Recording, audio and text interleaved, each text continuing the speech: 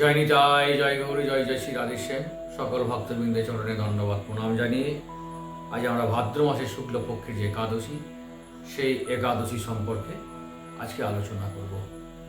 এই একাদশী ব্রত কবে পালন করতে হবে? আগামী 3রা সেপ্টেম্বর বুধবার নাকি 4ঠা সেপ্টেম্বর বৃহস্পতিবার?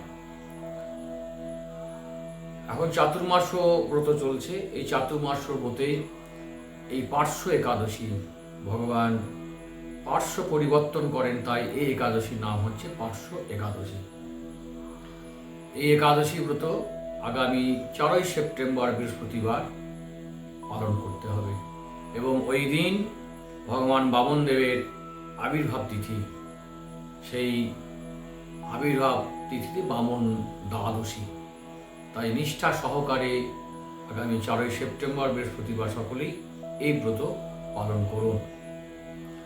এই ব্রতের মাহাত্ম্যের মধ্যে আমরা জানতে পারব যে বলি মহারাজ তার সত্যকে রক্ষার্থে তিনি প্রতিজ্ঞা যে করেছিলেন, সেই প্রতিজ্ঞা তিনি রক্ষা করেছিলেন।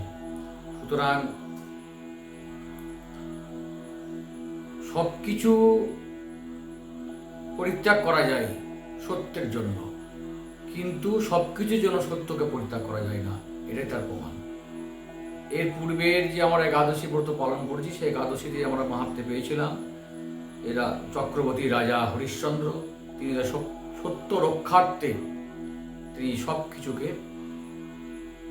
ত্যাগ করেছিলেন, সব কিছু তিনি দান করে দিয়েছিলেন, সমস্ত কিছু সত্যকে রক্ষাতে। তাই সকল কিছুর জন্য সত্যকে কোনো পরিস্থিতিতে সত্যকে ত্যাগ করা যাবে না। সকল কিছুকে ত্যাগ করা যায়, কিন্তু সত্যকে ত্যাগ করা উচিত নহে। বলি মহারাজ, আমাদের যে দ্বাদশ মহাজন আছে, দ্বাদশ মহাজনের মধ্যে বলি মহারাজ আছে। সেখানে প্রহ্লাদ মহারাজের পৌত্র অর্থাৎ নাতি, প্রহ্লাদের নাতি হচ্ছে বলি মহারাজ। এই দ্বাদশ মহাজনের মধ্যে দুজন কিন্তু দ্বৈতকুলের দুজন কিন্তু এই দ্বাদশ মহাজনের মধ্যে আছেন। এক হচ্ছে প্রহ্লাদ এবং হচ্ছে বলি। তাই সেই বলি মহারাজ ভগবানকে যে প্রতিজ্ঞাবদ্ধ করেছিলেন, 3 পা ভূমি তিনি দান করেছিলেন। তাই সেই বামন ভগবান আবির্ভাব এই নিষ্ঠা সহকারে পালন করুন। এখন এই পার্শ্ব একাদশী ব্রতের যে মাহাত্ম্য, সেই একাদশী ব্রতের মাহাত্ম্য পাঠ আপনারা সকলে মনোযোগ সহকারে শ্রবণ করুন। ব্রহ্ম বৈবর্ত পুরাণে ভাদ্র মাসে শুক্লপক্ষের পার্শ্ব একাদশী মাহাত্ম্য যুধিষ্ঠির শ্রীকৃষ্ণ সংবাদে বলা হয়েছে। যুধিষ্ঠির মহারাজ জিজ্ঞাসা করলেন, হে কৃষ্ণ, ভাদ্র মাসে শুক্লপক্ষে একাদশীর নাম কি? এই ব্রত পালনের বিধি কি? এবং ব্রত পালনে বা কি পুণ্য লাভ হয়?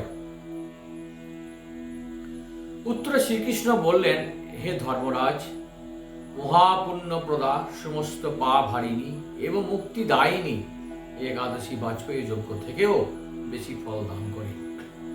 যে ব্যক্তি এই তিথিতে ভক্তি সহকারে ভগবান শ্রী বামনদেবের পূজা করেন, তিনি ত্রিলোকে পূজিত হন।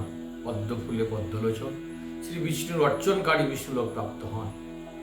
সাহিত্য ভগবান এই তিথিতে পার্শ্ব পরিবর্তন করে, তাই এর নাম পার্শ্ব একাদশী বা পরিবর্তনী একাদশী। যুধিষ্ঠির মহারাজ বললেন, হে জনার্দন, আপনার এ সকল কথা শুনেও আমার সন্দেহ পূর্ণরূপে দূর হয়নি। হে দেব, আপনি কিভাবে শয়ন করেন, কিভাবে বা পার্শ্ব পরিবর্তন করেন, আর চাতুর্মাস ব্রত পালনকারী কি কর্তব্য, এবং আপনার শয়নকালে লোকের কি করণীয়, এসব বিষয়ে বিস্তারিতভাবে আমাকে বলুন। আর কেনই বা দৈত্যরাজ বলিকে বেঁধে রাখা হয়েছিল তা বর্ণনা করে আমার সকল সন্দেহ দূর করুন। শ্রীকৃষ্ণ বললেন, হে রাজন, দৈত্যকুলে আবির্ভূত প্রহ্লাদ মহারাজের পৌত্র বলি আমার অতি প্রিয় ভক্ত ছিল। সে আমার সন্তুষ্টি বিধানের জন্য গোব্রাহ্ম পূজা ও যজ্ঞাদি ব্রত সম্পাদন করত, কিন্তু ইন্দ্রের প্রতি বিদ্বেষ বশত সকল দেবলোক সে জয় করে নাই। তখন দেবতাগণ সহ ইন্দ্র আমার শরণাপন্ন হয়েছিল। তাদের প্রার্থনায় আমি ব্রাহ্মণ বালক বেশি বামুন রূপে বলি মহারাজের যজ্ঞস্থলে উপস্থিত হলাম। তার কাছে আমি ত্রিপাদ ভূমি মাত্র প্রার্থনা করেছিলাম। সেই তুচ্ছ বস্তু থেকে আরো শ্রেষ্ঠ কিছু সে আমাকে দিতে চাইলেও আমি কেবল ত্রিপাদ ভূমি গ্রহণে স্থির থাকলাম। দ্বৈতগুরু শুক্রাচার্য আমাকে ভগবান রূপে জানতে পেরে বলি মহারাজকে ওই দিন দিতে নিষেধ করল, কিন্তু সত্যাশ্রয়ী বলি গুরুর নির্দেশ অমান্য করে আমাকে দান দিতে সংকল্প করল। তখন আমি এক পদে নিচে সপ্তলোক, আরেক পদে উপরে সপ্তভুবন অধিকার করে নিলাম। পুনরায় তৃতীয় পদে স্থান চাইলে সে তার মাথা পেতে নিল। আমি তার মস্তকে তৃতীয় পদ স্থাপন করলাম। তার আচরণে সন্তুষ্ট হয়ে আমি সর্বদা তার কাছে বাস করার প্রতিশ্রুতি দিলাম। ভাদ্র শুক্ল পক্ষে একাদশীতে ভগবান শ্রী বামনদেবের এক মূর্তি বলি মহারাজের আশ্রমে স্থাপিত হয়। দ্বিতীয় মূর্তি ক্ষীরসাগরে অনন্তদেবের কোলে শয়ন একাদশী থেকে উত্থান একাদশী পর্যন্ত 4 মাস শয়ন অবস্থায় থাকেন। এই 4 মাসে যে ব্যক্তি নির্দিষ্ট নিয়ম ব্যতীত দিন যাপন করে সেই মহামূর্খ জীবিত থাকলেও তাকে মৃত বলে জানতে হবে। শ্রাবণ মাসে শাক, ভাদ্র মাসে দই, আশ্বিনে দুধ, কার্তিক মাসে মাসকলাই বর্জন করে এই 4 মাস শ্রীকৃষ্ণের আরাধনা করতে হয়। প্রতিটি একাদশী ব্রত যথাযথ পালন করতে হয়। সাহিত্য ভগবান পার্শ্ব পরিবর্তন করেন বলে একাদশী মহাপুণ্য ও সকল অভীষ্ট প্রদাতা। এই একাদশী ব্রত পালনে 1 সহস্র অশ্বমেধ যজ্ঞের ফল পাওয়া যায়।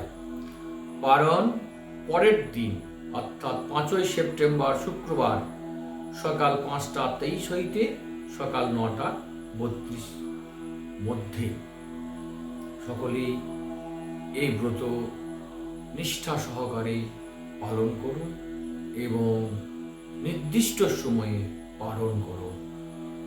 হরে কৃষ্ণ কৃষ্ণ কৃষ্ণ হরে হরে, হরে রাম রাম রাম হরে হরে, হরে কৃষ্ণ কৃষ্ণ কৃষ্ণ হরে হরে, হরে রাম রাম রাম হরে হরে, হরে কৃষ্ণ কৃষ্ণ কৃষ্ণ হরে হরে, হরে রাম রাম রাম হরে। একাদশী মহারানী কি জয়, একাদশী মহারানী কি জয়, একাদশী মহারানী কি জয়।